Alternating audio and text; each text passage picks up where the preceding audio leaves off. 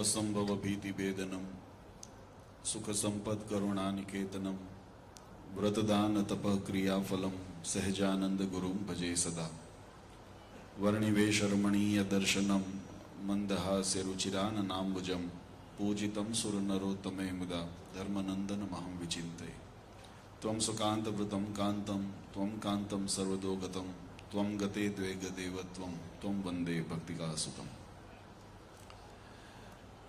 सर्व अवतारी सर्व कारण कारण अपना सौना मोक्षदाता इष्टदेव भगवान श्री स्वामीनारायण संप्रदाय दक्षिण विभाग अधिष्ठाता देव वड़तालवासी श्री लक्ष्मीनारायण देव हरिकृष्ण महाराज जेमना प्रतापथी समग्र मुंबई अने एना परा विस्तारनो सत्संग सुख्यो छे एवा मुंबई मंदिरमां बिराजमान गोलोक बिहारीजी महाराज जेमनी प्रतिष्ठा परम पूज्य सनातन धर्म धुरंधर आचार्य महाराज श्री अजिंद प्रसादजी महाराज श्रीना वरद हस्ते करवामां आवी छे एवा आपणा बंडुरली मंदिर में विराजमान प्रगट स्वरूप घनश्याम महाराज दिव्य सानिध्य में आजना शाकोत्सव एवं द्विमासिक सत्संग सभा शुभ प्रसंगे सभा में उपस्थित धर्मकूल आश्रित वाला सर्वे अमारा संतो पार्षदों श्रीजीना लाडीला धर्मकूल आश्रित वाला सर्वे सत्संगी हरिभक्तों सर्व धर्म प्रेमी सज्जनों सर्व मोक्ष भागी जीवात्माओं दरेक भक्तजनों ने अमारा हृदयपूर्वक जय स्वामीनारायण। वाला भक्तों आज डोंबिवली ने आंगणे समग्र मुंबई अने एना परा विस्तार जे दर द्विमासिक सभा दर 2 महीने आयोजन करीने सत्संगनुं पोषण मळे आपणी सत्संगनी वाड़ी लीली रहे ए संकल्प साथे जे द्विमासिक सभा करे छे ए सभा एवं भगवान स्वामीनारायणे आजथी 200 वर्ष पूर्वे लोयानी अंदर जे दिव्य शाकोत्सव करी अनंत जीवात्माना कल्याणने अर्थे पोताना दिव्य ऐश्वर्यना दर्शन करावी पोताना शरणे लईने मोक्षना भागी बनाव्या ए दिव्य प्रसंगनी स्मृतिनी अंदर आजनो आ सभा ने उत्सव आपणे आयोजन करेलुं छे। आनंदनी वात आपणा सौ माटे होय वचनामृत जेवा ग्रंथनी अंदर महाराजे बहुत सुंदर बात करी। महाराज के जीवात्मा ने थाक अने अथाक केम जणाय। घणा आपणे विचारता होईए के आजे तो थाकी गया छीए अथवा तो बीजा कार्योनी अंदर व्यस्त छे, कोई वखत आळस छे, कोई वखत प्रमाद छे, कोई वखत मान छे, आवा अनेक विघ्नो ए भगवत मार्ग अने भगवत प्राप्तिनी अंदर आपणने अंतराय रूप थता होय छे। सत्संग आपने शू शीखवे छे? बहुत सुंदर जीवननो एक बहुत महत्वनो पहलू छे जेने आपणे घणी वखत विचारता नथी। कथानी अंदर वक्ताओ ज्यारे कथा करता होय भगवानना चरित्रो संभळावता होय कोई सिद्धांतनी वात आपणी समक्ष शास्त्रनी मुकता होय तो एनी पाछळनो उद्देश्य छे, एनी पाछळनो हेतु छे। जे शास्त्रोए आ जीवात्माना कल्याणने अर्थे जे मोक्ष मार्ग कंडारेलो छे अर्थात के जे मोक्ष मार्ग शास्त्रोए प्रतिपादन करेलो छे स्वीकृत करेलो छे ए मार्ग अने रीत एनाथी जीवात्मा अवगत थाय अने ए मार्गने अनुसरे ए एनो मुख्य हेतु रहेलो छे। कथा केवल रंजन मनोरंजननी वात नथी। मनोरंजन माटे आपणे घणा बधा बीजा विकल्पो होय छे अने अमे घणी वखत ए कहीए छीए के सत्संग एक गंभीर विषय छे आने तमे हळवो न करो। आपणे बधा शुं छे सत्संगने मौज मस्तीनो एक अखाड़ा जेवुं बनावी लीधुं छे। मौज करी मेळा कर्या समझ्या। सत्संग मेळो नथी पण जगतना मेळानी अंदर जे जीव भटक्या करे छे ए मेळामांथी एना आकर्षणमांथी एनी आभा अथवा तो एनी जे चकाचौंध छे ने जेने आपणी दृष्टिने अंजावी दीधी छे जेने एक भ्रमणा उभी करी छे के आ भ्रमणानी अंदर आपणने सुख जणाय छे, आ भ्रमणानी अंदर आपणने शांति जणाय छे, आ भ्रमणानी अंदर आपणने यश कीर्ति मान जणाय छे, आनंदनी अनुभूति थाय, संतोषनी अनुभूति थाय। ए भ्रमणा એ વાસ્તવમાં ભ્રમણા છે અને વાસ્તવિક સુખ શું છે એની અનુભૂતિ કરાવવાને માટે આ સત્સંગ એનું પ્રધાન કેન્દ્ર છે, અથવા તો સત્સંગ એના માટે અનિવાર્ય સાધન છે. એટલે અહીંયા આગળ તમે જુઓ તો આપણી સનાતન વૈદિક પરંપરા હોય, એ પરંપરાની અંદર જે ઉત્સવ સમૈયા અથવા તો જે ભગવાનના લીલા ચરિત્રો સભર જે પરમાત્માએ ચરિત્રો કર્યા હોય, ભગવાન કૃષ્ણચંદ્રએ જેમ રાસોત્સવ કર્યો, તો આજે પણ આપણે શરદ પૂર્ણિમા આદિ ઉત્સવ કરીને આપણે ભગવાન કૃષ્ણના ચરિત્રને યાદ કરીએ છીએ. એના નિમિત્તે ભગવાનને યાદ કરીએ છીએ. કોઈ આરાધના કરવી હોય, કોઈ અનુષ્ઠાન કરવા હોય, શિવરાત્રી આદિ વ્રત આવતા હોય, નવરાત્રી આદિ વ્રત આવતા હોય, આપણે અન્નકૂટ ઉત્સવ કરીએ છીએ દિવાળી પછી. હમણાં જ આપણે નૂતન વર્ષના પ્રારંભની અંદર અન્નકૂટ મહોત્સવ બધાએ મંદિરોની અંદર થયા હશે. આપણે ઘરે પણ આપણે યથાશક્તિ ભગવાનને કંઈક પકવાન બનાવીને જમાડ્યા હશે.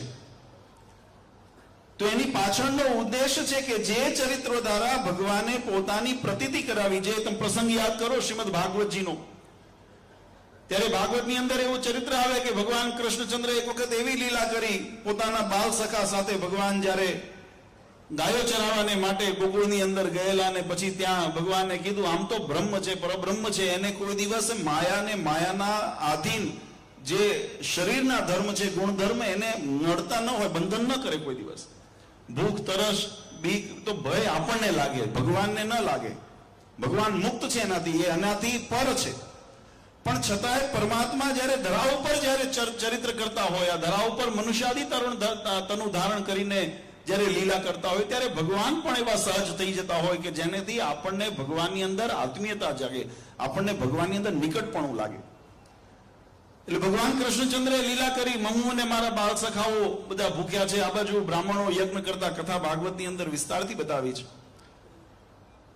બ્રાહ્મણો યજ્ઞ કરતા, અને યજ્ઞની અંદર ભગવાન કૃષ્ણચંદ્ર પોતાના બાળ સખાઓ સાથે આવ્યા અને બ્રાહ્મણોની આગળ વાત કરી કે અમને બધાને ભૂખ લાગી છે, તમારે આ યજ્ઞમાં જે આહુતિ બિરંજ વગેરે જે હવ્ય તમે એની અંદર પધરાવો છો, એમાંથી અમને થોડો પ્રસાદ આપો, અમને પણ અમારી ભૂખ ભાંગે. બ્રાહ્મણોને થોડું પોતાના બે વસ્તુ હોય. ઘણી વખત વિદ્વત્તા છે ને એ વિનય શીખવે છે. વિદ્યા દદાતિ વિનયમ, વિનય આપણને નરમી શીખવે છે. જ્ઞાન જેને કીધું ને, જ્ઞાનનું સ્વરૂપ એ છે. કોઈએ પૂછ્યું કે જલસે પતલા ક્યાં હે, તો જલસે પતલા જ્ઞાન હે. જ્ઞાન સરળ બનાવે છે, પણ ઘણી વખત એ જ જ્ઞાન અહંકારી બનાવી દે છે, મદમાં લાવી દે છે. રાવણ પાસે સામર્થ્ય હતી, જ્ઞાન હતું, સિદ્ધિઓ હતી, પણ એને અહંકાર હતો, દેહાભિમાન હતું ને એટલે અહંકાર હતો. દુર્યોધન પાસે વિદ્યા, એ જ ગુરુ દ્રોણે જેને યુધિષ્ઠિરને ધર્મરાજ બનાવ્યા, તો દુર્યોધનના ક્લાસ જુદા થતા હતા. દુર્યોધન એ જ ક્લાસમાં બેસીને ભણતા હતા ને. જે પાઠ યુધિષ્ઠિર શીખ્યા એ પાઠ દુર્યોધન પણ શીખ્યા, પણ એ કે વિનમ્રતા શીખી, અને વિનમ્રતાના કારણે સરળ થઈ ધર્મ માર્ગ અપનાવ્યો. અને જેને અહંકાર હતો ને એને એ જ્ઞાન મળ્યું પણ પચ્યું નહીં, અને પછી એ જ જ્ઞાનનો ઉપયોગ વિનાશ કાળે વિપરીત બુદ્ધિ, વિપરીત દિશાની અંદર કરવાનો પ્રારંભ થયો. ત્યારે જેને પોતાના વિદ્યાનું જ્ઞાન હતું એવા બ્રાહ્મણો યજ્ઞ કરાવતા જે ભૂદેવ હતા કે આ તો બધું યજ્ઞ નારાયણ માટે છે, આ તમારા જેવા બાળકોને નથી આપવાનું, નીકળો અહીંથી, એમ કહીને કાઢ્યા. કથા બહુ વિસ્તારથી છે. એ ભગવાન કૃષ્ણચંદ્ર બાળ સખાઓ સાથે ગયા, બાળ સખાઓ સાથે ગયા એ બ્રાહ્મણોના ભૂદેવોના પત્નીને ત્યાં, અને પત્નીને ત્યાં જઈને કીધું કે અમે બધા બાળ સખા આવ્યા છીએ, ગાયો ચરાવવા ગયા હતા ને ત્યાં ક્રીડામાં રમતા રમતા અમને ભૂખ લાગી ગઈ છે. ત્યારે જેને માતૃત્વનો વાત્સલ્ય જેના અંદર રહેલું છે, એવું સ્ત્રી જે હૃદય છે ને કોમળ હોય, અને એટલા માટે જો શ્રદ્ધા તો સ્ત્રીલિંગ, ભક્તિ તો શ્રીલિંગ, શક્તિ એ સ્ત્રીલિંગ. આ બધા જે વિષય છે ને, આ બધા એ સ્ત્રીઓના ગુણની અંદર વિશેષતા આવે છે. ત્યારે એમને બધા ભગવાનને જમાડ્યા, અને ભગવાન રાજી થઈને રજા આપી, તો એમને હિંડોળેથી એમ કહેવાય ખાટથી પાટ ને પાટથી ખાટ. આજે તમે વૃંદાવન જાઓ ને તો એ તમે દર્શન કરજો, જે ગોરાણીઓ હોય ને, ગોરાણી કહેવાય, ગોરના પત્ની ગોરાણી, એ બધા બરાબર દાગીના બાગીના સજ્જ થઈને એ ખાટલેથી હિંડોળે ને હિંડોળેથી ખાટલે, અને કામ વૈતરું બધા ભૂદેવોના વારસોને કરવું પડે છે. કેમ કે પરબ્રહ્મને ઓળખ્યાની શરણાગતિ ન થઈ. આ શરણાગતિનો મહિમા છે. અને જેને ભગવાનનું શરણ લીધું, આ બધા જે ચરિત્રો આપણે કથાની અંદર શ્રવણ કરીએ છીએ, આજે આપણે અહીંયા શાકોત્સવના પ્રસંગને શ્રવણ કરીએ છીએ, એની પાછળનો હેતુ છે કે પરમાત્માના ગુણ, એક જે સિદ્ધાંતો અને ધર્મમાર્ગ શાસ્ત્રોએ પ્રતિપાદિત કર્યો છે એને જીવાત્માને અનુસરવાની પ્રેરણા મળે. જગતના મેળામાં જે વસ્તુ થાય છે જો એ અહીંયા જ કરવાનું હોય તો પછી આમાં અને એમાં ફેર શું રહ્યો?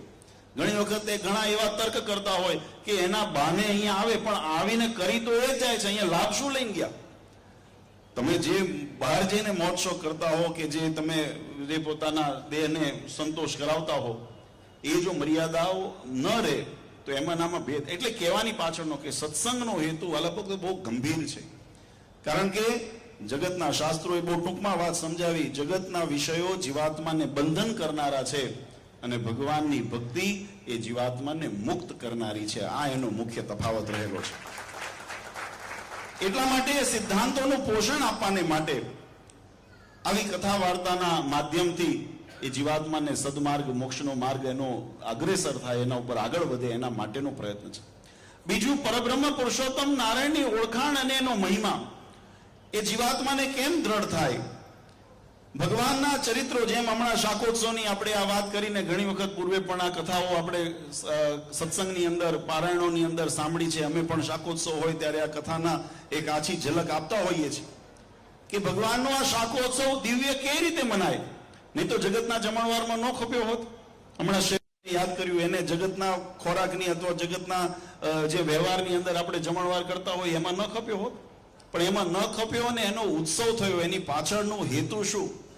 તો એની પાછળનો હેતુ કે પ્રસંગ ભલે લૌકિક લાગતો હતો, પ્રસંગ ભલે લૌકિક આપણે જમણવારનો જ લાગે દેખીતી રીતે, પણ એ જમણવારની અંદર ભગવાનનો યોગ હતો, ભગવાનનો આશ્રય હતો અને ભગવાનનો પ્રતાપ એના ઉપર હતો. માટે એ ઉત્સવમાં પરિવર્તન થયું. 200 વર્ષથી આપણા સંપ્રદાયની અંદર એ ઉત્સવ આપણે ઉજવીએ છીએ. કેવો દિવ્ય ભાવ એની અંદર આવ્યો. કથા તો બહુ વિસ્તારથી લખેલી છે, પણ હું તમને સંક્ષિપ્તની અંદર વાત સમજાવું વાલા ભક્તો. ભગવાનને જ્યારે શાકોત્સવ કરવાનો સંકલ્પ કર્યો, મહારાજે પોતે બધા ભક્તોએ વાત કરી મહારાજને કે મહારાજ, અમે પ્રસાદ તો આપની હાથનો સ્પર્શ થયેલું તો અથવા તો આપને ધરાવેલું તો ઘણી વખત અમે જમ્યા છીએ, પણ આપના હાથે રાંધેલું અમને કોઈ દિવસ લાભ નથી મળ્યો. મહારાજ કે હાલો આજે અમે બધાને જમાડીએ. અને માવતરની આગળ સરળ થાવ ને ત્યારે માવતર એના પર વધારે રીજે. તમે અઢાગ્રહ કરો ને ત્યાં પછી ઘણી વખત માવતર એના ઉપર એટલું બધું રાજીપો ન દેખાડે. સરળ થઈ જાઓ તો ભગવાન પણ રાજી થતા હોય છે. અને આ બધા ભક્તોએ હટ કરીને રાજી કર્યા. એક બહુ સુંદર પ્રસંગ આપણા સંપ્રદાયનો બન્યો. મહારાજ એક વખત પંચાળા પધારેલા અને પંચાળા જ્યાં મહારાજ ગયા અને પછી એકાદ દિવસ 2 દિવસ રોકાણા, પછી મહારાજે નિર્ણય કર્યો કે હવે અમારે અહીંથી આગળ પ્રયાણ કરવું છે. જીણાભાઈએ ભગવાનને આગ્રહ કર્યો, વિનંતી કરી કે મહારાજ હજુ તમે રોકાવો. એટલે મહારાજે એક ચરિત્ર કર્યું. જો આમાં મેં કીધું ને, વસ્તુની કિંમત નથી. જેને ખપ હોય ને ભગવાનનો, એના જીવનના વિચારો કેવા હોય, એનું સમર્પણ કેવું હોય, અહીંયા આપણે કહીએ ને રીંગણાનો સ્વાદ નથી, એ ભગવાનના આશ્રયનો સ્વાદ છે. જીણાભાઈને મહારાજે કીધું કે જીણાભાઈ, તમારે જો અમને રોકવા હોય તો અમારી એક શરત છે, જો માનો તો અમે રોકાઈએ, નહીં તો અમે તો કાલે જશું પાછા, અમારો પ્રોગ્રામ તૈયાર છે, આગળનો નક્કી છે. જીણાભાઈ બહુ ઉત્સાહની અંદર હતા. એમને થયું કે મહારાજ મારે ત્યાં રોકાતા, મહારાજ બધી શરતો મંજૂરી. એમને આવું ખબર નહોતી કે મહારાજ આવું કંઈક માંગે. એટલે મહારાજને જીણાભાઈ કીધું, મહારાજ જે કોઈ આપણે ઉત્સવ કરવા હોય, કથા કરવી હોય, યજ્ઞ કરવો હોય, તમે કોઈ રસોઈઓ કરવી હોય તો આપણે બધું આ વ્યવસ્થા થઈ જશે, પણ આપ રોકાવો, અમારી ઈચ્છા એવી છે. ત્યારે મહારાજ કે હું રોકાવું, પણ એક શરતે કે ખારી જારના રોટલા બધાને જો ખવડાવો તો હું રોકાવું, નહીં તો નથી રોકાવું. લ્યો આવો ખારી જારના રોટલા. જીણાભાઈ મુજાણા, સુરાખાચરાથી હતા બધા મુજાણા. અને ગઈકાલે અમે નાસિકની અંદર યુવાનો સાથે બેઠા હતા ને ત્યારે મેં વાત કીધું, મેં કીધું આ જગત છે ને બહુ આપણા હરિભક્તોની અંદર પણ એવા જેને નિષ્ઠા દ્રઢ ન હોય ને, એને જ્યારે દૂધપાક, જલેબી, મોસુબ, મોહનથાળ, હમણાં બધા નામ ગણાવ્યા ને, એની મિજબાની થતી હોય ને ત્યાં તો બધાને હોશ હોય અને ઉત્સાહપૂર્વક જાય. પણ ભગવાન જ્યારે આવું ચરિત્ર કરે ને, ખારી જાર ખાવાના રોટલાના વારા આવે ને, તોય જો સત્સંગમાં પડ્યો રહે ને તો એનું નામ સાચો સત્સંગ વાળા. મિજબાનીમાં તો બધા આટા મારતા હોય, બધા અગ્રેસર થઈને પહેલી પંક્તિમાં બેઠા હોય અને વાતો વખાણ નહીં કરે. મહારાજને ચરિત્ર કર્યું. જીણાભાઈ મહારાજને વાત કરી, મહારાજ હું તો ગામ ધણી કેવો, મારી કંઈક આબરૂનો તો વિચાર કરો, મારા મહેમાનો છે, ભગવાન છે, સંતો છે, અને આવા ખારીજાના રોટલા ખવડાવું તો મારી આબરૂ શું રહે? ત્યારે મહારાજ કીધું, જો અમને રાખ્યાનો કપ હોય તો આ શરત માનવી પડશે, નહીતર અમારે જવું છે. મહારાજની પાછળનો હેતુ જુદો હતો. જેમ મેં કીધું ને કે ભગવાનની લીલાઓની અંદર ઘણા બધા સંકલ્પો સમાતા હોય. મૂળ તો મહારાજને એ હતું કે થોડા દિવસોની અગાઉ જે મહારાજની યાત્રામાં જે બધા કાઠી દરબારો અને ભક્તો મહારાજની સાથે જોડાયેલા, એ જ્યાં જાય ત્યાં મેવા મિષ્ટાન, જ્યાં જાય ત્યાં મેવા મિષ્ટાન, જ્યાં જાય ત્યાં મેવા મિષ્ટાન, એટલે બધાને રસેન્દ્રી બહુ તાજી થઈ ગઈ હતી. એટલે મહારાજની તો, અને અમારે ત્યાં તો એ જ અમારું કર્તવ્ય છે. ઘણી વખત ભક્તોને કડવું લાગતું હોય અથવા તો ઘણી વખત ન ગમતું હોય, પણ અમારું કર્તવ્ય છે. શ્રીજી મહારાજ શીખવાડ્યું, જ્યારે જે અંગને વધારે માન પડ્યું હોય ને, જેનું વધારે પોષણ મળ્યું હોય ને, એ અંગનું ખંડન કરો તો એ અંગ પાછું પડે. આ એક સીધો પ્રશ્ન છે ને. તમને માનનું અંગ ચડે ને હું પાછો પ્રોત્સાહન આપીને હાર પહેરાવ્યા કરું, થાપડ્યા કર્યું, બહુ સરસ વખાણ કરું તો માન વધે ઘટે? હવે મને ખબર છે તમારી સેવા બિરદાવવા યોગ્ય છે, પણ એનાથી જ્યારે માન વધતું હોય ને તો અમે ઘણી વખત ખોરી જારના રોટલા ખવડાવીએ કે ભાઈ આ બધું ઠીક, હવે બીજું કરે કર્યું. એનો હેતુ બીજો કંઈ ન હોય. એનો હેતુ બીજો કંઈ તમારી જોડે વેરભાવ નથી, તમારી જોડે દ્વેષ નથી. તમે અમારા બાળકો છો, અમારો પરિવાર છો, પણ છતાં પણ તમારું હિત શેમાં રહેલું છે, તમારું શ્રેય શેમાં રહેલું છે, એ વાતને ધ્યાનમાં રાખીને આ ચરિત્રો ભગવાન કરતા હોય. ત્યારે જીણાભાઈ કર્યું, સુરાખાચર મહારાજની પાસે બેઠા હતા, આમ તેમ જોવા લાગ્યા. મહારાજ કે શું જુઓ છો?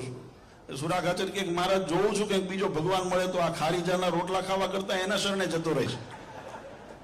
પછી મહારાજ થોડી વાર હસ્યા, બધા સભા હસીને પછી મહારાજ પૂછ્યું, કઈ દેખાય છે? તો કે મહારાજ ફાંફા તો બધે માર્યા, પણ કલ્યાણ કરે એવા ભગવાન તો આપ એક જ છો, એટલે આપનો છોડો મૂકીને જવું નથી. આ નિશ્ચય છે. આ વાત આપણને શું શીખવે છે? આ વાત આપણને એ શીખવે છે વાલા ભક્તો, કે જીવનની અંદર આ ચરિત્રને યાદ કરવાની પાછળનો હેતુ શું છે?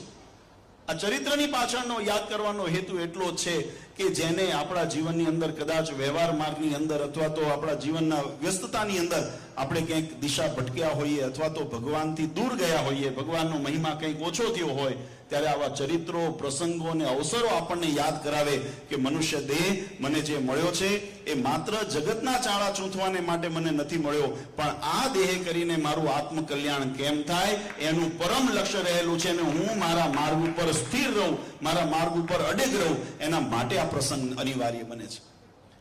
આજે ખરેખર બહુ આનંદની વાત છે.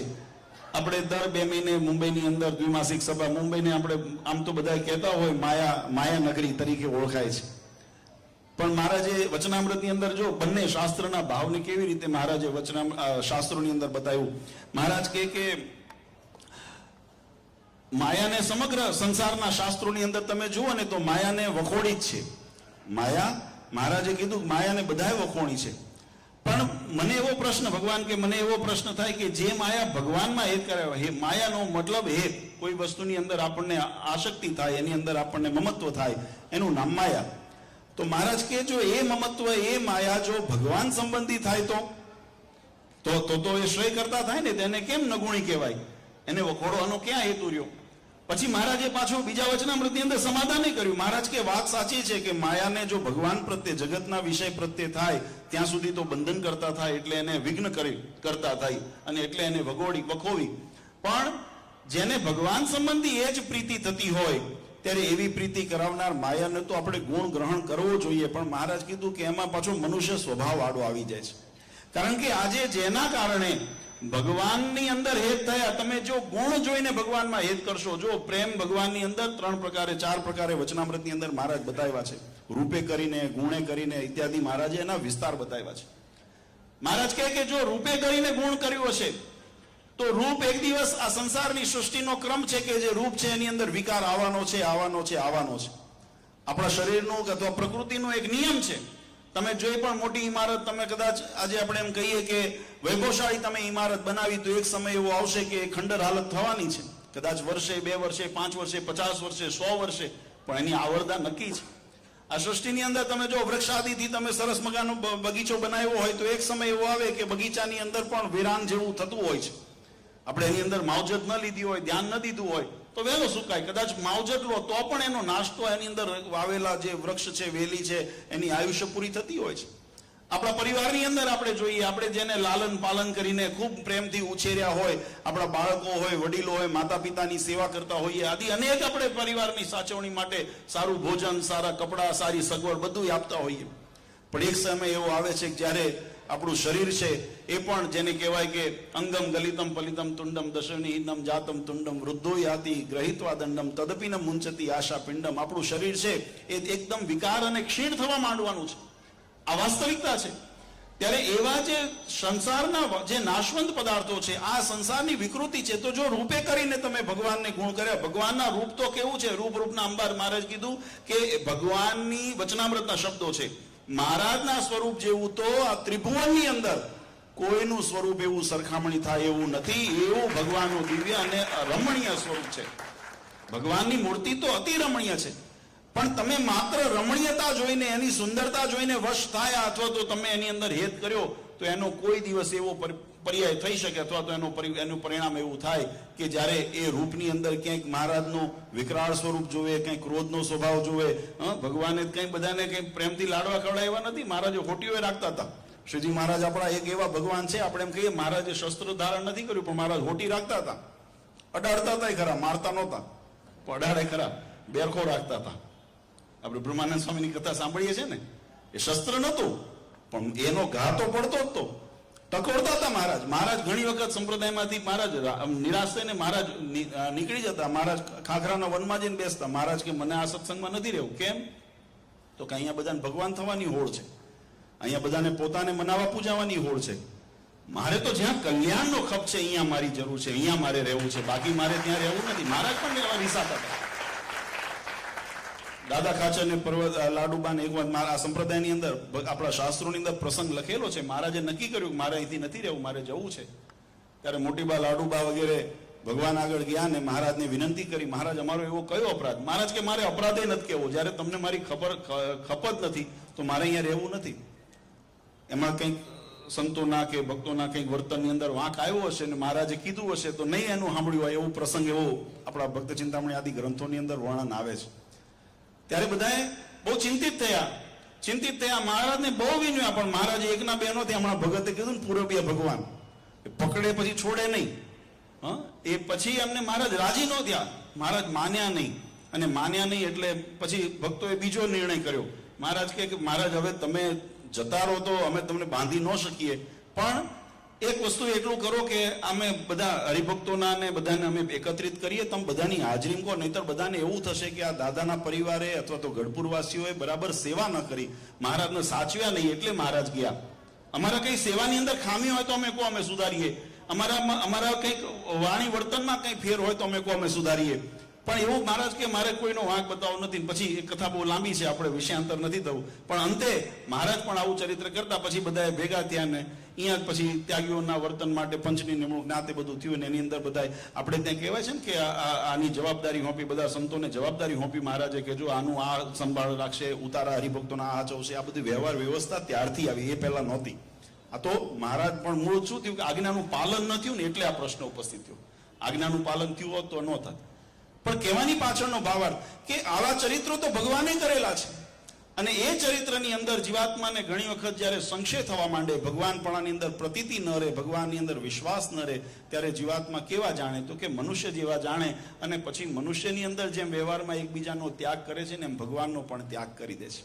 અને એ ન થાય એટલા માટે ભગવાનનો યથાર્થ મહિમા સમજાય એટલે ભગવાનના માનુષી ચરિત્રની અંદર પણ ભગવાનના ઐશ્વર્યના દર્શન કરવા, આવું શાસ્ત્રનો મત છે. આ ચરિત્રની અંદર ભગવાને તો ઐશ્વર્યના દર્શન કરાવ્યા. જે શાકોત્સવની આપણે વાત કરીએ છીએ, એ શાકોત્સવની અંદર મહારાજે કેવી લીલા કરી કે મહારાજે પોતાના હાથે એ રીંગણાના શાકનો વઘાર કર્યો. પીળા હલ્દીવાલા હાથ લુએ નિજ ધોતીએ, પીળે પટ શોભે પરિબ્રહ્મ જો. પરબ્રહ્મ પુરુષોત્તમ નારાયણ એ જેમ પીળું પિતાંબર પહેરીને ઉભા હોય, પહેર્યું તું સફેદ ધોત્યું, પણ મહારાજ હળદર મસાલો મરી બધું અંદર જ્યારે મસાલા નાખે ને પછી એ હાથને પોતાના ધોતી ઉપર લુએ સહજતાથી. અને આ દ્રશ્ય જોઈને કોને સંશય ન થાય?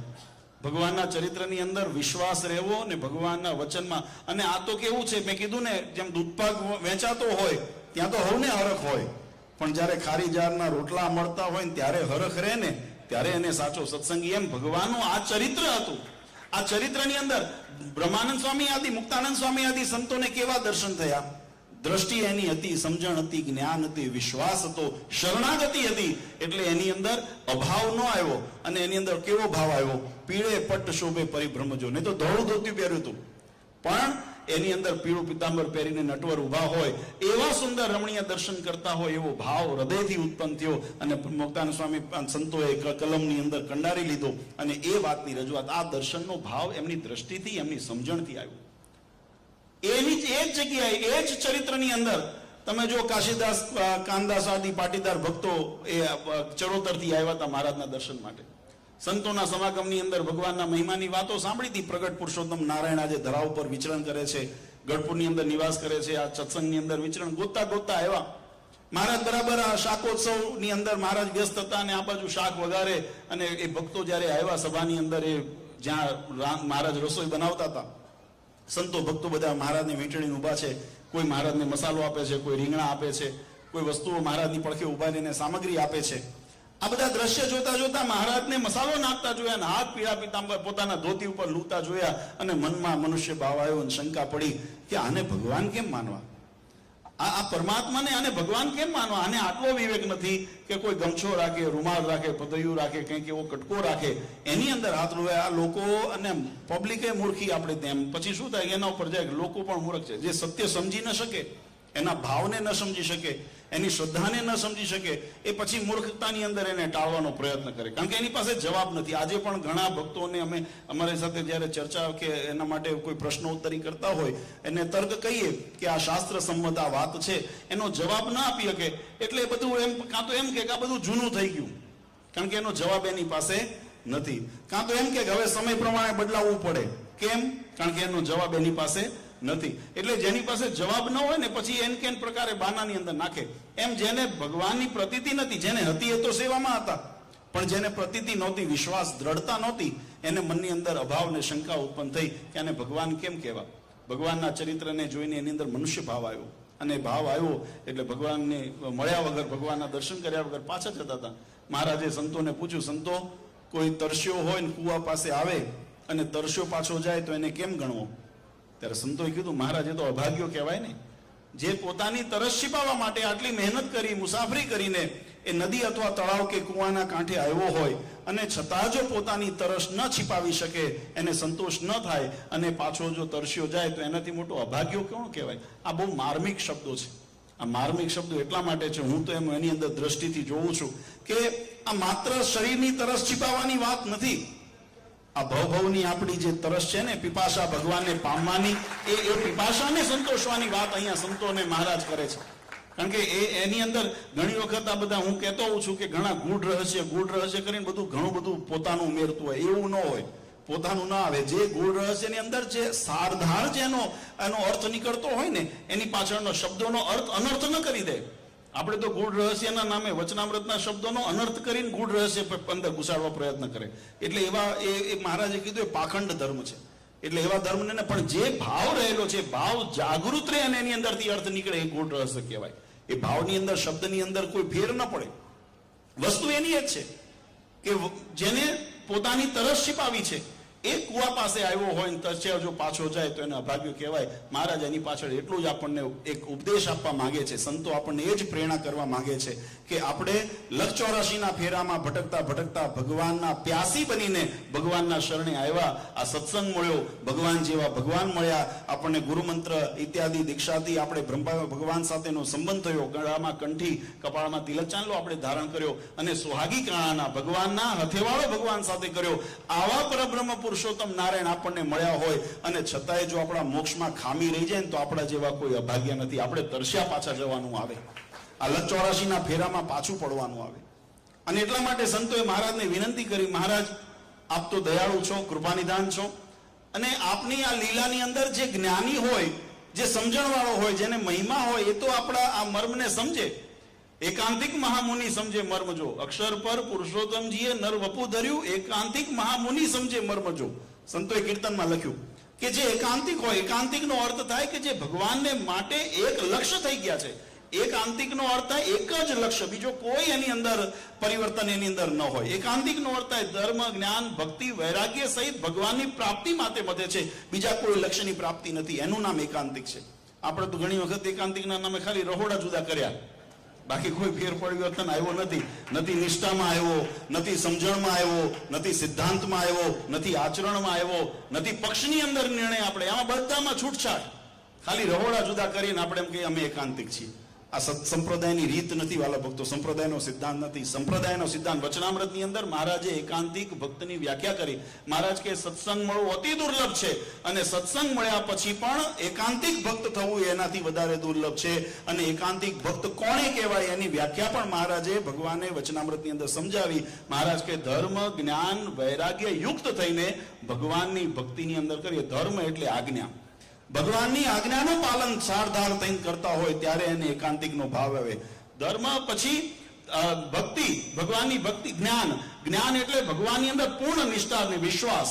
આપણને મળ્યા પરબ્રહ્મ પુરુષોત્તમની અંદર પછી કોઈ શંકાનો અવકાશ ન રહે, કોઈ એની અંદર આપણને ભગવાનના અસ્તિત્વ કે પોતાના બ્રહ્મપણાની અથવા તો આત્મપણાની અંદર કોઈ સંશય ન રહે, એવું સંશય રહિત ભગવાનની અંદર અતૂટ શ્રદ્ધા અને વિશ્વાસ રાખીને શરણાગતિ સ્વીકારીએ ને એનું નામ જ્ઞાન છે.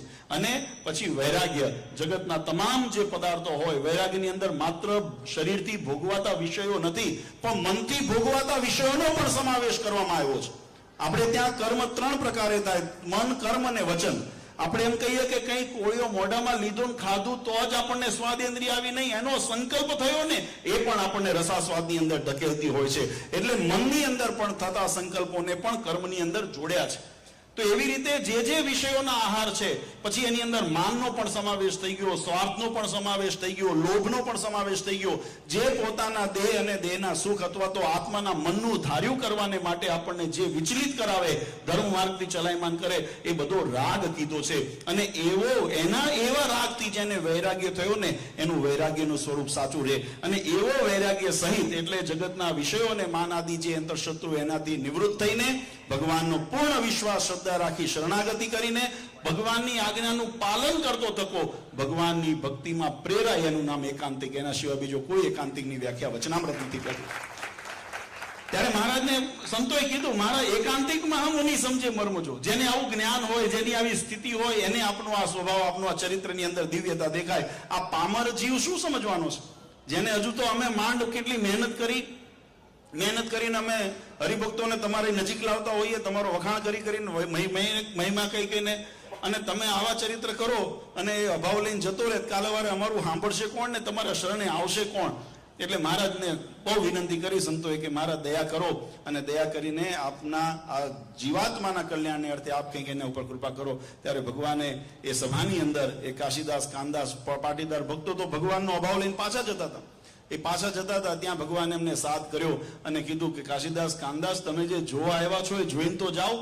અને જ્યાં ભક્તોએ પાછળ વળીને જોયું ને ત્યારે ભગવાને ચતુર્ભુજ સ્વરૂપે દર્શન દીધા, પોતાના ભગવાનપણાની પ્રતીતિ કરાવી.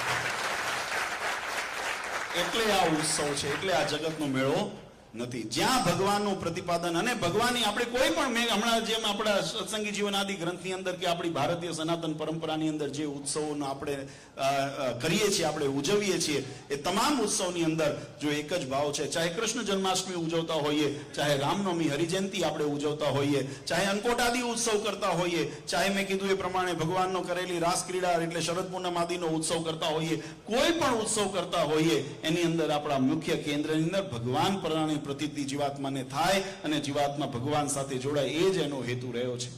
હમણાં પંચામૃત મહોત્સવમાં જેમ વાત કરી આપણે ભક્તિ મહાપર્વ, એની પાછળનો ઉદ્દેશની અંદર પણ અમે વાત કરી હતી કે અમારો હેતુ એટલો જ છે. પૂજ્ય મહારાજશ્રીનો સંકલ્પ એવો છે કે જીવાત્માને, કારણ કે વ્યક્તિની અંદર જીવાત્માને હેત થાય ને તો પછી ગાડેરિયા પ્રવાહની જેમ ચાલે ને આપણે એના અનુભવ કર્યા છે. ઘણા એમ કહેતા હતા અમને સત્ય ખબર છે પણ અમારીથી છૂટતું નથી. એ એવું કેવું વ્યસન હશે જે નથી છૂટતું? એ વ્યક્તિનું વ્યસન કેવું હશે? તો એવા વ્યસનો આપણને ભગવાનના માર્ગમાં મદદરૂપ ન થાય, ભગવાનથી છેટા કરી દે એવા વ્યસન મહારાજ કે નકામા છે. કેફી થવું તો કેવું? ધ્રુવ પ્રહલાદ જેવું થવું કે જેને ભગવાનનો દ્રઢ નિશ્ચય થયો, પછી જગતમાં સામે હગો બાપ આવ્યો ને તો એમને છોડી દીધા અને ભગવાનના થઈને રહ્યા.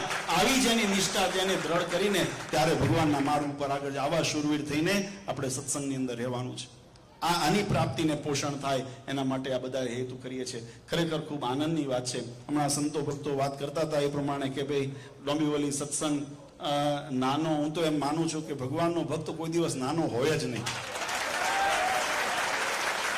જેના માથે પરબ્રહ્મ પુરુષોત્તમ નારાયણ અનંત કોટી બ્રહ્માંડના અધિપતિ એવા ભગવાન શ્રી હરિનો જેની પર કૃપા હોય અથવા તો જેની નિષ્ઠા દ્રઢ હોય, આપણે જેના શરણમાં બેઠા ને એ શરણ મોટું છે એટલે આપણે મોટા છીએ. આપણે જેના શરણમાં બેઠા છીએ ને એ શરણ મોટું છે એટલા માટે આપણે એનેથી આપણે ત્યાગ કરી દઈએ તો આપણી કોઈ મોટપ નથી. પછી ભલે મોટા ઇમારત ને હિમાલય જેવા આપણે મહેલો બનાવીને એની અંદર રહેતા હોઈએ તો પણ એની જગતની અંદર કોઈ કિંમત, દુનિયા કદાચ ભલે વખાણ કરે પણ ભગવાન મોક્ષ માર્ગની અંદર એનો કોઈ ઉપયોગ થવાનો નથી. અને ઝૂંપડીની અંદર રહેતા હશું પણ ભગવાનના થઈને જો રહ્યા હશું ને તો અંત સમયે એ અનંત કોટી બ્રહ્માંડના અધિપતિ મહારાજે પ્રથમના વચનામૃતની અંદર જેમ લખ્યું કે જે ભગવાનનો ભક્ત ભગવાનની ઈચ્છા કરીને ધર્મકુળને આશ્રિત, એ પાછું ભૂલી ન જવાય, ધર્મકુળને આશ્રિત એવો ભગવાનનો ભક્ત એ ભગવાનની ઈચ્છા કરીને જ્યારે પંચભૂતના દેહનો ત્યાગ એટલે કે આ પંચભૂતનું જે શરીર એનો ત્યાગ કરે છે ત્યારે બ્રહ્મમય દેહને પામે છે. અને એ જ્યારે બ્રહ્મમય દેહને પામે છે ત્યારે ભગવાનના ધામની અંદર જતા એને કાં તો ભગવાન પોતે પોતાના પાર્ષદોને, પોતાના સંતોને વિમાન લઈને, ઘોડા લઈને, હાથી લઈને, મોટરગાડી લઈને, જે પણ સાધનો, જેનો જેવો ભાવ ને જેવો સંકલ્પ એવા રૂપે એ ભગવાને પોતાના ભક્તને એ હાથ પકડીને તેડીને લઈ જાય છે. મહારાજ કે મહારાજને અંતકાળે જરૂર મારે આવું, બિરુદ મારું બદલે નહીં સર્વજનને જણાવું. એમ ઝૂંપડીમાં રહેતા હોઈએ પણ સરનામું પાકું હશે ને તો અહીંયા ભગવાનનું વિમાન આવીને ઊભું રહેશે. મહેમાન પછી મોટા મહેલમાં રહેતા હોઈએ અને બહાર લખ્યું હોય કૂતરો છે સાવધાન, કારણ કે અહીંયા કૂતરા જ હોય બધા. એમ ઘણી જગ્યાએ એવું બને, મોટા મોટા વૈભવી રજસ્વી, મને ઘણી વખત એવું થાય આપણો સત્સંગ છે ને સત્વગુણ પ્રધાન છે. વાલા ભક્તો, સનાતન ધર્મની એ ખૂબી છે. શાસ્ત્રોની અંદર તમે જુઓ તો સત્વગુણનું પ્રધાનપણું બતાવ્યું છે. સત્વગુણથી પરમાત્માની સત્વ બ્રહ્મ દર્શનમ, વેદ એમ કે છે. આ જીવાત્માને બ્રહ્મરૂપ થવું હોય ને તો સત્વગુણ પ્રધાન હોવું જોઈએ. આપણા જીવનની અંદર સાદગી હોવી જોઈએ. અમે એટલા માટે ઘણી વખત હરિભક્તો અમને કહેતા હોય બાપુજી તમે મોટી સભા હોય, નાની સભા હોય, અમારા માટે મહત્વ ને તમે અહીંયા બેઠો, હું અહીંયા બેઠો હોઈશ ને તોય હું ધર્મકુળ રહેવાનો છું, અહીંયા બેઠો હોઈશ તો જરૂર નથી કે અહીંયા બેઠો હોઉં તો જ મારું માન રહે. આનો હેતુ નથી. આ એક સંપ્રદાયની મર્યાદા છે, એક સ્થાનની મર્યાદા છે, એટલે એ મર્યાદાને આપણે જાળવવી જોઈએ. એ એક વ્યવહાર છે પણ એનાથી ફેર નથી પડતો. સત્વ બ્રહ્મ દર્શનમ, શાસ્ત્ર એમ, વેદ એમ કહે છે કે સત્વગુણ જીવનની અંદર પ્રદાન હોય ને ત્યારે જીવનની અંદર બ્રહ્મ દર્શન એટલે કે બ્રહ્મરૂપ થવાય છે. નહીતર જીવાત્માથી બ્રહ્મરૂપ થવાય. અને અધો ગચ્છતિ તામસા, તામસ ગુણ પ્રધાનપણે વર્તતો હોય, રજોગુણ પ્રધાનપણે વર્તતો હોય. આ વૈભવશાળી જે જગતની અંદર પ્રસંગોની અંદર તમે શણગાર સજવા જોઈએ. તમે ગૃહસ્થો છો, અમે ઘણી વખત કહેતા હોઈએ કે લગ્ન પ્રસંગ હોય ને ત્યારે તમારે જેટલા શણગાર સજવાની છૂટ એ તમારો અધિકાર છે, તમારો ધર્મ છે લગ્ન આદિ વ્યવહાર પ્રસંગમાં. પણ જ્યારે સાત્વિક કર્મ કરવા, પૂજા કરવા બેઠા હોઈએ અથવા તો ભગવાનનું અનુષ્ઠાન કરવા બેઠા હોઈએ, હા નિસંદેહ એની અંદર આપણે ઉમંગ છે, હર્ષ છે, એટલે હર્ષ પ્રમાણે આપણે તૈયાર થઈએ, એમાં ના નથી. પણ અહીંયા દેખાવ કરવા તમે નથી જતા. તમે મંદિરમાં જાઓ છો, મેં કેટલા દાગીના પહેર્યા છે, મેં કેવો સૂટ પહેર્યો છે, ભગવાનના દર્શન કરવા જાઓ છો, તમારું બતાવવા જાઓ છો, એ રજોગુણ થઈ ગયું. તો જ્યાં રજોગુણ ને તમોગુણ પ્રધાનપણે જ્યાં વર્તતો હશે ને એ જીવનની અંદર હંમેશા અધોગતિની દિશામાં રહી જશે. ઇવન મંદિરની અંદર પણ તમે આવ્યા તો તમારું કેન્દ્ર ભગવાનમાં ફોકસ થાય એવું જ્યાં વાતાવરણ નિર્માણ થયું હોય ને એને જ ઉત્સવ કહેવાય. એના સિવાય પછી જ્યારે આપણે ચકડોળો, હિંડોળા જોઈને આપણે આકર્ષિત થતા હોઈએ કે લારીઓ જોઈને આકર્ષિત થતા હોઈએ તો એ રજોગુણ ને તમોગુણનું પોષણ થાય, ત્યાં સત્વગુણનું પોષણ નથી. આ સિદ્ધાંતની વાત છે. કોઈ આવે અને ખંડન કરવા માટે કે આ સિદ્ધાંત નથી ને આ સાચું છે તો શાસ્ત્ર ખોટા કરે. તો શાસ્ત્રને ખોટા કહેતા પહેલા આપણે વિચારવું જોઈએ. એટલે કહેવાની પાછળનો ભાવાર્થ વાલા ભક્તો છે કે સત્સંગનો મૂળ હાર્દ આપણે એ શીખવો છે. અને એવા ગુણિયલ થશો ને તો જ. મહારાજે બહુ સુંદર વાત કરી. મહારાજ એક વખત હરિભક્તો ભગવાનની આગળ ચોખા લાવ્યા અને મહારાજે સભાને ચોખ્ખો બતાવીને કીધું આ શું છે? ત્યારે ભક્તોએ કીધું મહારાજ ચોખા છે. મહારાજે ફરી પૂછ્યું આ શું છે? બધા ભક્તોએ કીધું, સંતોએ કીધું મહારાજ ચોખ્ખો છે. મહારાજ કે ના, હું ફરી પૂછું છું આ શું છે? એટલે સંતો ભક્તોને એમ થયું કે મહારાજ કંઈક માર્મિક કહેવા માંગે છે. એટલે ભગવાનને આગળ વિનંતી કરીને હાથ જોડીને કીધું મહારાજ અમને તો ચોખ્ખું લાગે છે પણ હવે તમે કહો શું છે? ત્યારે મહારાજે કીધું આ અણી શુદ્ધ ચોખ્ખો છે, ખાલી ચોખ્ખો નથી. ચોખા બે પ્રકારના આવે ને, ઓલા ખાંડણી અને કટકી વાળા જે ખીચડીમાં વપરાય, ખીચડીઓ ભાત તેને કહેવામાં આવે. એનો બજારમાં તમે બધા વ્યવહારમાં જો જતા હો તો તમને ખ્યાલ હોય બાસમતી ભાત, કાશ્મીરી બાસમતી ભાત અને ખીચડીઓ ભાત એના ભાવમાં કેટલો ફેર હોય? ચોખા તો એ છે ને ચોખ્ખો તો ઓલોય છે પણ એના ભાવમાં જેમ ફેર હોય ને એમ ભક્તના ભાવમાં પણ ફેર હોય છે. ગઈકાલે અમે નાસિકની અંદર વાત કરી હતી, 4 પ્રકારે ભગવાનના ભક્તો હોય છે. આર્થ, અર્થાર્થી, જિજ્ઞાસુ અને જ્ઞાની. ગીતાજીની અંદર ભગવાને સુંદર એનો વિભાગ બતાવ્યો છે. અને મહારાજ કીધું જ્ઞાની અમને અતિ પ્રિય છે. જ્ઞાની એટલે સમજણ વાળો. વચનામૃતમાં મહારાજે શું કીધું? આ સત્સંગમાં કોણ મોટું? તમે બધા વચનામૃતની કથા સાંભળો છો અને વાંચો છો. મહારાજે કીધું કોણે મોટો કરવો સત્સંગમાં? તો મહારાજ કીધું જેની સમજણ મોટી એ મોટો. કોઈ વ્યવહારે કરીને કે પૈસાએ કરીને કે પોતાના વ્રત તપના દેખાવે કરીને મોટો નથી થતો. અને સમજણ કે એની સમજણ કીધી તો મોક્ષના કામમાં આવે ને એને સમજણ કીધી, એના સિવાય બીજી કોઈ સમજણ નથી. વ્યવહારની કુશળતા એ સમજણ નથી. તમે જગતની અંદર કેટલો મોટો વૈભવ ઉભો કર્યો તમારી સમજણ નથી, એ વ્યવહારિકપણું છે, એ વ્યવહારિક બુદ્ધિ છે. પણ મોક્ષની અંદર જે કામમાં આવે ને એને મહારાજે બુદ્ધિ કીધી, એને સમજણ કીધી. એવી સમજણ જેનામાં હોય એ મોટો છે. મહારાજે નહીં તો સુંદર ગીતાજીની અંદર બધો 4 પ્રકારના ભક્તો બતાવ્યા. એક આર્ત ભક્ત. આર્ત ભક્તનો વ્યાખ્યાની અંદર સંક્ષિપ્તમાં સમજાવું કે આર્ત ભક્ત કોણે કહેવાય? તો કે જેને પોતાના જીવનમાં દુઃખ આવે, કોઈ કષ્ટ આવે, શરીરની અંદર કોઈ વ્યાધિ અથવા તો બીમારી આવે અથવા કોઈ એવી તકલીફ ઊભી થાય, વ્યવહારની અંદર જ્યારે કોઈ તકલીફ ઊભી થાય ત્યારે મૂંઝાઈને ભગવાનને યાદ કરે, ભગવાનને જ યાદ કરે છે, ભક્તિ કરે છે, ભગવાનનું નામ લે છે, દર્શને કરવા જાય છે, માનતા વ્રત બધું કરે છે. પણ કેના કારણે કરે છે? મહિમાથી નથી કરતો, પોતાને દુઃખમાંથી ઉગરવું છે. એનો મુખ્ય ભાવ એ છે. નો ડાઉટ કે જેના ઉપર વિશ્વાસ છે એની પાસે જ આવ્યો, નહીં તો ઘણા પાસે બીજે ન ગયા. એ એના માટે ગુણની વાત છે એટલે ભક્ત કીધા, નહીં તો અભક્ત કીધા હોત. પણ ભક્તની અંદર કેટેગરીમાં ક્યાં આવ્યો? તો કે આર્ત, પોતાના સ્વાર્થ માટે એને ભક્તિ કરી છે. બીજો અર્થાર્થી, એને પણ મહારાજે એ જ કેટેગરીમાં મૂક્યો. જેને જગતના સુખ વૈભવ, શરીરના જે સુખ છે એને પોષણ માટે જે ભક્તિ કરે છે. મારે બંગલો થઈ જાય, મહારાજ એના હારું વ્રત કરું છું, મારે વ્યવહાર થઈ જાય, લગ્ન થઈ જાય, દીકરા થઈ જાય, દીકરી થઈ જાય, જે એવા સંકલ્પ સાથે જે સકામ ભક્તિ કરે છે એને અર્થાર્થી કીધા. મારે ત્રીજો વર્ગ બતાવ્યો, જિજ્ઞાસુ, કે જેને ભગવાનની જાણવાની ઈચ્છા છે. ભાઈ મારે જાણવું તો છે હું કોણ છું, આ શરીરમાંથી મારો પ્રાણ નીકળી જશે પછી મારું શું? આવું જેને જિજ્ઞાસા, આત્મ સ્વરૂપ જાણવાની, પરબ્રહ્મ સ્વરૂપ જાણવાની જિજ્ઞાસા છે અને એની અંદર વ્રત થતા ભગવાનનું ભજન, માર્ગ, શાસ્ત્રનું અધ્યયન, સંત સમાગમ, સત્સંગ વગેરે કાર્યની અંદર જે ઓતપ્રોત રહેતો હોય એને જિજ્ઞાસુ ભક્ત કીધો. અને છેલ્લે મહારાજ કે નિષ્કામ ભાવ થઈને, કોઈ પ્રકારની કામના નથી, એક જ ભાવના, મારા ઠાકોર રાજી થાય, બસ આની જ પ્રાપ્તિ કરવી છે. આને મહારાજ કીધું જ્ઞાની છે. મારે નથી મોટા મહેલ ખડકવા, મારે નથી મોટી ઇમારતો, મોટા મહોત્સવ કરીને મારે મારી જય જયકાર કરાવી. આ મારો ઈરાદો નથી. મારો ઈરાદો એ છે કે મારો ભગવાન રાજી થાય અને એના અંદર મારી વૃત્તિ સ્થિર થાય. આવું જે નિષ્કામ ભાવ થઈને ભગવાનનું ભજન કરે છે ને, સમર્પણ ભાવથી, શરણાગતિ સ્વીકારીને, મહારાજ કે એ જ્ઞાની ભક્ત છે ને એવો જ્ઞાની ભક્ત મને પ્રિય છે. એવું ગીતાજીની અંદર ભગવાન કૃષ્ણચંદ્રે, વચનામૃતની અંદર મહારાજ કીધું અમે એને જ બુદ્ધિ માનીએ છીએ જે મોક્ષના કામમાં ખપ આવે, બાકી બુદ્ધિ માનતા નથી. તો આવો છે સુંદર સત્સંગ આપણને મળ્યો છે. આવી આપણને જે પ્રણાલિકા સંતોએ, આપણા મુક્તોએ, એ બધાના નામ હમણાં આપણે લીધા, પર્વતભાઈ, ઝીણાભાઈ, દાદા ખાચર, બધાના એવા બધા મુક્તોના જીવનમાંથી આપણે એવી પ્રેરણા લઈએ કે આપણા જીવનની અંદર પણ એવા સદગુણ રહે કે જે ગુણે કરીને ભગવાન રીઝે. આપણું લક્ષ્ય એક છે કે આપણે ભગવાનને રીઝવવા છે અને એના પોષણ માટેનો જ સત્સંગ એ સાચો સત્સંગ છે. બાકી જગતના જો બીજા આપણા જે અવ્યવહારિક વસ્તુ છે એને જો પોષણ મળતું હોય તો એને સત્સંગ ન કહેવાય, બીજું જે કહેવાતું હોય તે. આપણે ખરેખર ભાગ્યશાળી છે કે મુંબઈ, સમગ્ર પરા વિસ્તાર અને ખાસ કરીને અમે યુવાનોને ખૂબ ખૂબ ધન્યવાદ આપીએ છીએ. આ માયાની નગરી જેને કહેવામાં આવે છે એની અંદર મોજ શોખના અને પોતાના સંતોષના ઘણા બધા સાધનો ઉપલબ્ધ છે. પણ અમારા મંડળના યુવાનો એ ખરેખર નિયમિત રૂપે પોતાના આત્મકલ્યાણ, પોતાની સત્સંગની પરંપરા, પોતાના કુળની પરંપરા અને પોતાના જીવના રૂડા માટે જે સત્ય સિદ્ધાંતને વળગીને ભગવાનની આજ્ઞા પ્રમાણે નિયમિત ભજન, ભક્તિ ઇત્યાદિ જે મંદિર હોય તો મંદિરમાં, નહીં તો મંડળ ભેગું થઈને પણ સત્પ્રવૃત્તિની અંદર જે કાયમ કાર્યરત રહે છે ને એમને ખૂબ ખૂબ હૃદયથી બિરદાવીએ છીએ. આ નિષ્ઠા એવી અઘરી છે. આ કેવું છે કે પેલા કમળ, કિચડની અંદર વચ્ચે રહીને કમળ જેવી રહેવાની વાત છે. કારણ કે ચારે બાજુ તમે જુઓ આકર્ષણ, રોડ ઉપર નીકળો તો એવા બધા મોટા મોટા બેનરો, લાઇટો, બધા ખાણીપીણી, નાન તેન બધું વ્યસન, દૂષણ, આ બધું જ આપણને જોવા મળતું હોય. પણ છતાંય આપણી વૃત્તિ ત્યાં ભટકે નહીં અને આપણું કેન્દ્ર આપણને લક્ષ્યમાં આપણી જો પોરવેન રહે ને તો એ માનજો આપણી નિષ્ઠા અને ભગવાનની કૃપા એ બેવ આપણા ઉપર છે તો જ આ વસ્તુ શક્ય બને, નહીંતર ન બને. તો ખાસ બધાને એ ભલામણ કે એવી નિષ્ઠા કાયમ જીવનની અંદર રાખજો.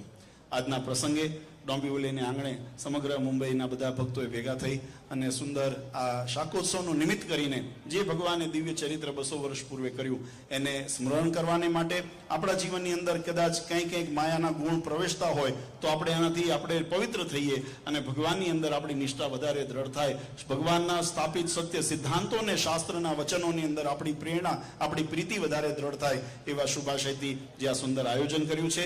આયોજનની અંદર સ્થાનિક ભક્તોને એટલા માટે અમે અહીંયા આગળ ડોંબિવલીના યુવાનોને વધાવીએ કારણ કે અહીંયા તમારી સંખ્યાનું બળ આપણને એમ લાગે કે કદાચ ઓછા છે. અનુભવમાં પણ આ પહેલો બીજો લગભગ આમાં બીજો આ શાકોત્સવ આપણે કર્યો એટલે ઘણા વખત વચ્ચે ગેપ પડી એટલે એમને મનમાં એવું થાય કે કેમ થશે પણ એટલે તમે છતાંય સાહસ કર્યું ને એ સાહસ, અને હું કાયમ કહું છું વાલા ભક્તો, સફળતા છે ને એ કાર્યનું માપદંડ ક્યારે હોઈ ન શકે. તમે નિષ્ઠાથી પ્રયત્ન કર્યો છે ને એ જ મોટી સફળતા છે. આ હું મારા ઘરના શબ્દો નથી કહેતો. વચનામૃતમાં મહારાજે કીધું, મહારાજ કે અંતરશત્રુ સાથે લડતો હોય, મહારાજે ત્યાં યુદ્ધનું બતાવ્યું છે કે જ્યારે બે સેના સામસામે ઊભી હોય અને એક બાજુ આરબનું બેરક હોય, આરબનું બેરક એટલે એવા ખૂની જનુની એવા જ્યારે સૈનિકો હોય અને બીજી બાજુ વાણિયા જેવા, એટલે વાણિયા માફ કરજો પણ એટલે સ્વભાવ સરળ અમારા જેવા વાણિયા બામણ, અમારા બામણને વાણિયા જોડે જ ગણાય એટલે વાણિયા બામણ જેવા હોય. હવે એ સામે બેરક અરબની બેરક હોય એની સામે યુદ્ધ કરવા જાય તો એના ધણીને ખબર, એને પોતાને ખબર વિશ્વાસ હશે કે હું આમાં જીતી શકવાનો નથી, પણ નિષ્ઠાપૂર્વક જેને યુદ્ધ કર્યું ને, લડ્યા ને, પછી કદાચ હારે ને તોય ભગવાન એના ઉપર રાજી થાય છે કારણ કે એને ખબર છે કે એને કોની સામે બાથ ભળી હતી. આ શૂરવીરતા છે. એમ આપણે કદાચ એવું માનતા હોઈએ કે અમારો સમુદાય કદાચ ઓછો છે, અમારી પાસે આર્થિક શક્તિ સામર્થ્ય એટલી ઓછી છે, તો એનાથી મૂંઝાવાની જરૂર નથી. આપણી લડત અધર્મ અને કળયુગની સામે છે. એટલું ભગવાન નહીં જોવે કે અમારા યુવાનોએ, આ શૂરવીર ભક્તોએ આ અધર્મ સાથે બાથ ભીડી હતી એટલા માટે અમે એના ઉપર રાજી છીએ. પછી આપણે જીતીએ હારીએ એ નજર પડીને એમાં મહારાજ કે એનું કલ્યાણ થઈ ગયું, એવી વાત આપણને ભગવાને સમજાવી. આ વચનામૃતના શબ્દો છે. એટલે ખૂબ બધા અહીંના સ્થાનિક ભક્તોને હિંમત રાખજો કે આપણે અધર્મ કળયુગી વાતાવરણની સામે ધર્મ માટે, આપણે ભગવાનની આજ્ઞા માટે જ્યારે પ્રયત્ન કરતા હોઈએ, કદાચ જીવનની અંદર કોઈ કડવા અનુભવ થાય, કોઈ સારા અનુભવ થાય, એ બધા એક જીવનની શીખ છે. હમણાં અમે ઉતારે હરિભક્તો આવ્યા હતા યુવાનો, ત્યારે મેં કીધું એનાથી મૂંઝાવું નહીં, એમાંથી શીખવું. આપણને પહેલો અનુભવ કરતા હોઈએ તો કોઈ વખત કડવો અનુભવ પણ થાય, પણ એનાથી મૂંઝાવું નહીં કારણ કે એ કડવો કાયમ નથી રહેવાનું. આપણે એમાં સુધારો કરીએ, વ્યવહારની માર્ગને વ્યવહારની રીતે સુધારીએ, ધાર્મિક માર્ગને ધાર્મિક રીતે સુધારીએ તો એની અંદર આપણને સત્માર્ગની અંદર અગ્રેસર થવાય. એટલે દરેકને આ યુવાનોને આ પ્રેરણા કાયમ રાખજો કે આપણે કોઈ દિવસ પરિસ્થિતિથી મૂંઝાવું નહીં. આપણી નિષ્ઠા અને આપણો આશ્રય, એનું બળ કાયમ રાખીને ભગવાનના માર્ગ ઉપર ચાલ્યા કરો. ભગવાન એમ કેમ પ્રકારે પ્રત્યક્ષ કે પરોક્ષ રીતે મહારાજ ક્યાંક ને ક્યાંક આપણી મદદ કરે છે. હું તમને એક નાનો દ્રષ્ટાંત આપું. અમારા જો કેનેડાના યુવાનો અહીંયા બેઠા છે, 4-5 વર્ષથી અમે ત્યાં મંદિર માટે મહેનત કરતા હતા. તાદૃશ્ય ભગવાન કેમ ભળતા હોય ને કેમ કરતા હોય, ત્યાં આપણે મંદિરની જગ્યા હમણાં ટોરન્ટોમાં નવી લીધી. યુવાનોને મુબારક કે એમને મહેનત ખૂબ કરી અને જાન્યુઆરીની અંદર મંદિરનું ઓપનિંગ કરવા હું જવાનો છું. વાત એટલા માટે કરું છું, ભગવાન ભળે છે કેવી રીતે આપણને પ્રતીતિ થાય. તો પ્રતીતિ કેવી? ભગવાનના કૃપાની અંદર આપણે કંઈ એવું ચમત્કાર થાય તો જ કૃપા ગણાય નહીં. આપણા કામની અંદર ભગવાન બરકત કરાવે અને અણધાર્યું જ્યારે કરાવે ને ત્યારે થાય. અમારે ત્યાં આપણે વિદેશની જે પદ્ધતિ પ્રમાણે જ્યારે કોઈ પણ વસ્તુ લેતા હોઈએ તો એને મોર્ગેજ કરાવવી પડે, એની અંદર લોન લઈને એની અંદર હપ્તા સિસ્ટમ વગેરે કરતા હોય. એ પદ્ધતિથી ત્યાં પ્રોસેસ કર્યો તો ચાલુ. પ્રોસેસ અમે કર્યો તો ગયા મે મહિનાની અંદર. એની અંદર થોડો વિલંબ થતા, ડોક્યુમેન્ટેશન થતા વાર લાગતી. અમારી ગણતરી હતી કે કદાચ સપ્ટેમ્બર ઓક્ટોબર સુધી એ પ્રોસેસ પૂરો થઈ જશે એવી ગણતરી હતી. પણ છેલ્લા ઘડી આવ્યા ને કંઈક બેંકની સાથેના કંઈક અન્ય ડોક્યુમેન્ટમાં કંઈક વાંધા અથવા કોઈ એની અંદર કોઈ ત્રુટિ રહી ગઈ અને અમારો એક કોન્ટ્રાક્ટ ત્યાં ફેલ ગયો. બધા મૂંઝાણા કે હવે કેમ કરવું. હવે તાત્કાલિક, કારણ કે સોદો થઈ ગયો તો ડોક્યુમેન્ટેશન એડવાન્સ પેમેન્ટ થઈ ગયું હતું, જેને ટોકન કહેવામાં આવે, આપણે ત્યાં ડાઉન પેમેન્ટ કહેવામાં આવે, એ અપાઈ ગયું હતું અને મૂંઝારો થયો. અમે વ્યવસ્થા કરી બીજે ક્યાંકથી આપણને જો લોનની વ્યવસ્થા થાય તો કમસે કમ આ સોદો આપણો ફોક ન થાય. અને આ જાહેરમાં વાત એટલા માટે કરું, ભગવાન જેને ઉપર ભરોસો હોય ને એને ક્યારેય કોઈ વિઘ્ન નથી આવતું, એટલા માટે જ આ વાત કરું છું. બીજો કોઈ એનો અન્ય અર્થ ન લેશો. અમને ભરોસો હતો, હરિભક્તોનો ફોન આવ્યો, બાપુજી આવી કંઈક મૂંઝવણ આવી છે ને શું કરું. મેં કહું ભગવાન ઉપર ભરોસો રાખો. ભગવાન બધું પાડશે. આપણું કાર્ય આપણે શુદ્ધ બુદ્ધિથી કર્યું છે ને, ભગવાન એમાં વિઘ્ન નહીં આવવા દે. અને મહારાજે કર્યું એવું બીજા દિવસ ત્રીજા દિવસ મેં કહું પ્રયત્ન કરવો જોઈએ. બીજા 3 દિવસ પ્રયત્ન કર્યો અને એક બીજી કંપનીની અંદર આપણને લોન આપણી અપ્રૂવ થઈ ગઈ. એની અંદર ખાલી એવું થયું થોડું વ્યાજ વધારે ભરવાનું આવ્યું, એટલે $80,000 થી $1,00,000 કેનેડિયન ડોલર આપણે વધારે ભરવાના આવ્યા. હવે અહીંયાની સત્સંગની સમુદાય સ્થિતિ નાની, તો એ નાની સ્થિતિના કારણે બધાને મૂંઝવણ તો થાય ને કે ભાઈ 5 પૈસા કેમ ભેગા થશે. પણ છતાંય બધાએ કીધું વાંધો નહીં, આપણે કર્યું છે સંકલ્પ તો આપણે થોડું વધારે ઘસાશું અને અમે એ લોનને અમે ચૂકતે કરશું. પણ આપણે જગ્યા લેવી છે. અંતે એ સોદો ફાઇનલ થયો. હમણાં અઠવાડિયે 15 ધનુર્માસની પૂરો થયો એ પહેલાં જ કહ્યું. તમે નહીં માનો ભગવાનનો રાજીપો કેવી રીતે થાય કે બીજે ત્રીજે દિવસ મારો પર ફોન આવ્યો કે બાપુજી અમને ખબર નહોતી, પણ અહીંયા ગવર્મેન્ટની અંદર એક એવો રૂલ છે કે તમે જ્યારે આવું કોઈ ચેરિટી કરી, તમે ટ્રસ્ટ માટે તમે જે કામ કરતા હો અને એની અંદર તમે જે ડિપોઝિટ ગવર્મેન્ટની અંદર ભરવાનું, એ તમને રિબેટ આપે છે. $75,000 આપણને રિબેટમાં પાછા મળ્યા. કેવી રીતે ભગવાનનો પરચો અને પ્રતિતિ કરશે? કોઈનું ધારી ન હોય, કોઈએ વિચાર્યું ન હોય, કોઈને સ્વપ્નમાં ખ્યાલ ન હોય, ત્યારે આવીને ભગવાન ત્રાજુએ તોડાઈને તારે માનજો ભગવાન આપણી સાથે છે.